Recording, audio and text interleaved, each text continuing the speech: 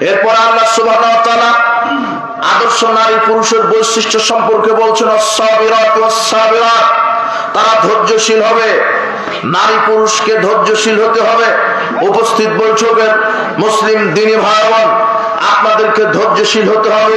ধৈর্য জিনিসটা কি? কঠিন বিপদ, আপনার কঠিন বিপদ পারিবারিক হোক, অর্থনৈতিক হোক, শারীরিক হোক, যে কোনো ভাবে হোক আপনি বিপদে পড়েছেন, আপনি অসুস্থ, আপনি রোগে আক্রান্ত, আপনার পরিবারের সমস্যা, চট করে তৎক্ষণাৎ কোনো সিদ্ধান্ত নেবেন না, ধৈর্য ধারণ করবেন, আল্লাহর কাছে দোয়া প্রার্থনা করবেন। আল্লাহ বলছেন, ওয়াস্তাঈনু বিস-সাবরি ওয়াস-সালাহ, তোমরা আমার কাছে সালাত এবং ধৈর্যের মাধ্যমেই দোয়া প্রার্থনা করো। আমার কাছে সালাত এবং ধৈর্যের মাধ্যমেই আমার কাছে চাও। চাইতে গেলে সময় লাগবে।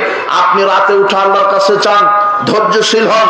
এখানে সবচাইতে বড় ধৈর্য বিপদ থেকে ধৈর্য ধারণ করা নয়। সবচাইতে বড় ধৈর্য কি জানেন? পাপ থেকে নিজেকে কন্ট্রোলে রাখা হচ্ছে সবচাইতে ধৈর্যের নাম।